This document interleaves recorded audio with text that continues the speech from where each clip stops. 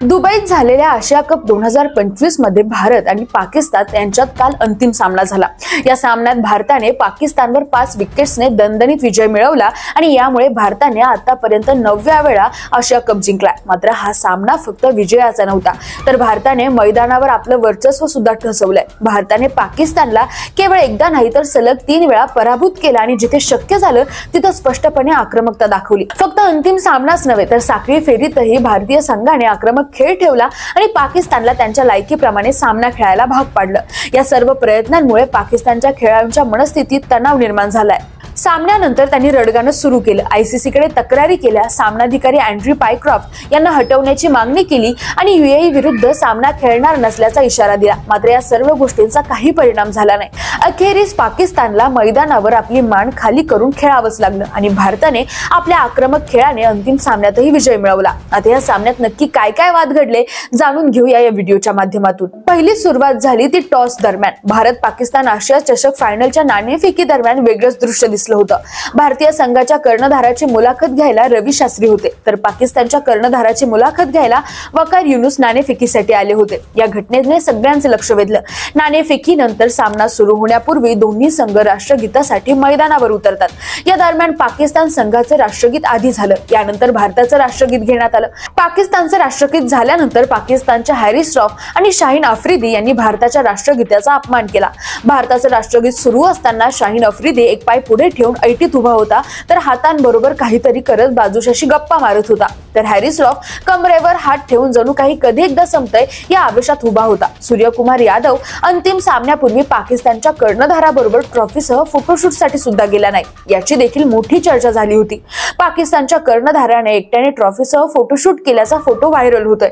Suryakumar यादवने toss जिंकला आणि batting करण्यासाठी पाकिस्तानला बोलावलं। सामन्यामध्ये साहिबजादा फरहानने अर्धशतकीय खेळी केली आणि त्याने जसप्रीत बुमराहच्या ओव्हरमध्ये रन्स काढले। बुमराहच्या ओव्हरमध्ये फरहानने 6 मारल्यानंतर दोघांमध्ये वाद झाल्याचं बघायला मिळालं। साहिबजादा फरहान आणि जसप्रीत बुमराह या दोन्ही खेळाडूंनी एकमेकांकडे पाहून काहीतरी म्हटलं। दोघांमध्ये वाद झाल्यानंतर मैदानावर तणावपूर्ण वातावरण निर्माण झालं। सुदैवाने वाद वाढला नाही आणि दोन्ही खेळाडू एकमेकांपासून दूर गेले। या घटनेचा व्हिडिओ सोशल मीडियावर व्हायरल होतोय।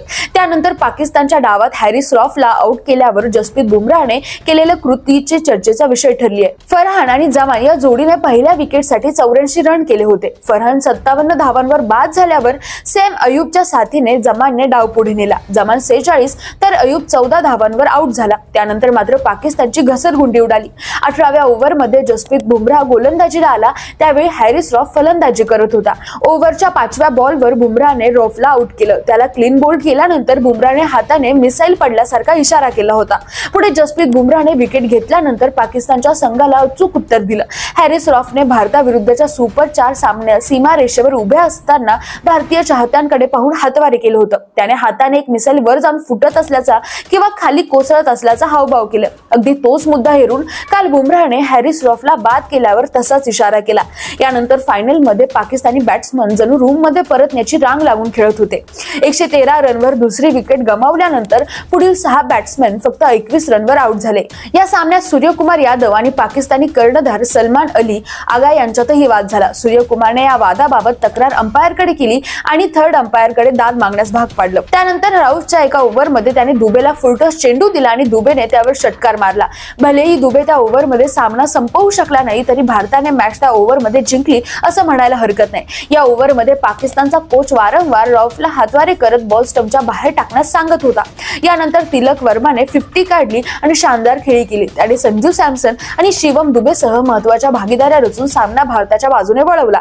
कुलदीप यादव आणि वरुण चक्रवर्ती यांनीही विकेट्स घेतल्या। सुरुवातीला भारताला 3 विकेट्स गमावल्यामुळे असं वाटत होतं की भारत पराभूत होईल, पण तिलक व दुबे यांनी मैदानात दमदार कामगिरी करून संघाला विजय दिला। संजू सॅमसनच्या जबरदस्त पाठिंब्यामुळे भारताला अंतिम विजय मिळवता आला। शिवाय भारतीय संघाने स्पर्धेच्या सुरुवातीपासूनच आपली भूमिका स्पष्ट ठेवली होती। त्यामुळे जेतेपदाची ट्रॉफी देण्याचा मान आशियाई क्रिकेट परिषदेचे पाकिस्तान क्रिकेट बोर्डाचे प्रमुख मोहसिन नक्की यांना गमवावा लागला। सूर्यकुमार यादव व सर्व खेळाडूंनी नक्वी यांच्या हस्ते ट्रॉफी स्वीकारणार नसल्याचं स्पष्ट केले। त्यामुळे पुरस्कार वितरण सोहळ्याला जवळपास 1.5 तास उशिराने सुरुवात झाली. भारताने आशिया चषक स्पर्धेची फायनल 5 विकेट्स राखून जिंकली. कुलदीप यादवने 4 विकेट्स तर तिलक वर्माने नाबाद 69 धावांची खेळी करून विजयात सिंहाचा वाटा उचलला. पाकिस्तानच्या 146 धावांच्या प्रत्युत्तरात भारताने 5 बाद आणि 150 धावा केल्या.